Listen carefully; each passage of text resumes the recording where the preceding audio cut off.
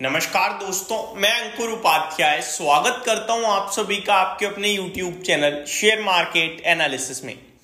दोस्तों, अब जो आपके लिए कल से बाजार शुरू होगा, कल है आपका 4 नवंबर, 4, 5, 6, 7, 8 फ्राइडे तक, यानी 4 से लेकर 8 तक अमेरिका का बाजार रहेगा फुल एक्शन में। मैंने मॉर्निंग में एक वीडियो बनाई यूएस इलेक्शंस को लेकर, उस पर काफी कमेंट्स ये भी हैं कि यूएस इलेक्शंस का इंपैक्ट नहीं आएगा बाजार पे। भाई 100% आएगा, ऐसा भी नहीं है 1-8%, 100%। ये कोई नॉर्मल ऐसा इन्फ्लेशन का या जीडीपी डेटा नहीं है कि वो अमेरिका देखेगा। ये एक देश के पॉलिटिकल इलेक्शंस है भाई साहब। आपको ये पता होना बहुत जरूरी है कि जो भी प्रेसिडेंट बनेगा अमेरिका में, उनके साथ भारत के जो संबंध है, जो बिजनेस करने का तरीका है, किस पे कहां कौन सा चार्ज लगाना है, डोनाल्ड ट्रंप का सबको पता है, क्लियर है, वो पहले रह चुके हैं। कमला हैरिस का किसी को नहीं पता है कि वो कैसे काम करती हैं, कैसे करेंगी। तो कुछ चेंजेस आएंगे। Market doesn't want changes, market want clarity. तो मार्केट का अनुमान है कि डोनाल्ड ट्रंप आ जाए, हमें पता है कैसे काम करते हैं, और टैरिफ वगैरह कहीं ना कहीं चाइना पे इंपोज होंगे, जो भारत के लिए अच्छा होगा। ठीक है, तो मार्केट इसे पॉजिटिवली ले रहा है, बिजनेस हो जाएगा भाई साहब। ये इकोनॉमी को बूस्ट और इकोनॉमी से रिलेटेड चीजें होती हैं। आपको अगर नहीं याद आ रहा है तो आप भारत का इलेक्शन देखो, वो ज्यादा इंपॉर्टेंट है क्योंकि वो भारत का ही था। ये भी इंपॉर्टेंट होगा, लेकिन भारत जितना इलेक्शन का तो नहीं। लेकिन धंधा तो हमारा, बहुत कंपनियां ऐसी हैं जो अमेरिका में ही काम कर रही हैं भारत की। मान लो मेन आईटी देखो आप, 60% रेवेन्यू अमेरिका से उठा रहा है। अब फार्मा देखो, बड़ा बिजनेस अमेरिका में चल रहा है।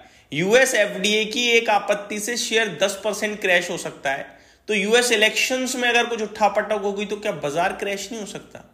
बिल्कुल हो सकता है। और अगर सब कुछ अच्छा होगा तो बाजार रैली भी कर सकता है। तो अमेरिका में न केवल इलेक्शन है दोस्तों इस बार, प्लस फेड पॉलिसी भी है। तो लाइन से सेटअप है तैयार। मैं आपको बताना चाहता हूं, कल इलेक्शन से पहले ट्रेड करेगा बाजार। परसों इलेक्शन डे है। रिजल्ट्स भी मे बी आपके लिए भारत की टाइमिंग के हिसाब से देखें तो मॉर्निंग में, जो 6 तारीख होगी, 6 तारीख मॉर्निंग में आपके लिए आ जाना चाहिए, या फिर 6 तारीख आफ्टरनून और मिडनाइट तक आ जाना, सॉरी आफ्टरनून और इवनिंग तक आ जाना चाहिए। फिर 6 तारीख से 7 तारीख की बात करूं अगर मैं, तो आपका फेड पॉलिसी है, 7 को आउटकम आएगा। अब इलेक्शंस के बाद फेड चेयरमैन जेरोम पॉवेल साहब रेट कट करने को तैयार है। अब कौन आएगा ये पता नहीं है, कैसी इकोनॉमी आगे होने वाली है समझ में नहीं आ रहा, लेकिन रेट कट की तैयारी एक बार फिर हो रही है क्योंकि उन्हें भरोसा है इन्फ्लेशन पे, और वो बूस्ट कर रहे हैं जो पैसे का लेन देन है, जॉब्स आए, इसलिए रेट कट हो रहा है। इसलिए नहीं कि मंदी दिख रही, नहीं। तो विजन थोड़ा सा डिफरेंट है, लेकिन रेट कट की तैयारी है। तो अपने आप में बहुत कुछ होगा इस बार अमेरिका में। अब अगला डेटा है दोस्तों एफआईडीआई से जुड़ा हुआ। एफआईआई कंटिन्यू बेचते जा रहे हैं, और उनके बेचने के पीछे मेन रीजन किसी को पता तो है नहीं। पहले हम लोगों ने कहा कि ये भैया पैसा चाइना शिफ्ट हो रहा है आपका, क्योंकि चाइना स्टिमुलस ला रहा है, टूटा हुआ है, सस्ता है, बाउंस बैक मार रहा है, तो ठीक है कि चाइना जा रहा है पैसा। अभी लोग कह रहे हैं कि इलेक्शंस में कुछ उठापटक हो सकती है, तो वो पैसा प्रॉफिट बुक कर रहे हैं नीचे लगाने के लिए, या उन्हें आगे का आउटलुक ठीक नहीं दिख रहा। दूसरी तरफ वॉरेन बफेट साहब एप्पल के शेयर्स को दबादब बेचे जा रहे हैं, बैंक ऑफ अमेरिका को बेच रहे हैं, उनकी company Berkshire Hathaway all time high cash में बैठी हुई है। ये सारे संकेत कहीं ना कहीं नेगेटिव सुई चुभा रहे हैं। अब ये चीजें मैं आप सभी के साथ डिस्कस कर रहा हूं, पॉजिटिव कुछ है नहीं तो मैं डिस्कस कर ही नहीं पाऊंगा ना। तो लोगों को लग रहा है कि भाई बंदा नेगेटिव बात कर रहा है, एक्चुअली में चीजें ही नेगेटिव है। आपके साथ सबसे पहले जो लास्ट सैटरडे संडे निकला है उसमें हमने कहा था कि मंडे से लेकर फ्राइडे दिवाली तक आपका बाउंस बैक रहेगा, दिवाली अच्छी जा सकती है, बाजार में तेजी दिखती है, हुई। लेकिन अभी वापस से चीजें आपके साथ डिस्कस करनी चाहिए, ट्रैक पे आना चाहिए वापस। अब अगर मैं बात करूं दोस्तों अक्टूबर का, बड़ा बुरा महीना निकला है दोस्तों इन्वेस्टर्स के लिए। अब आप डेटा सुन लीजिए एक बार, जो लोग बड़े खुश है ना।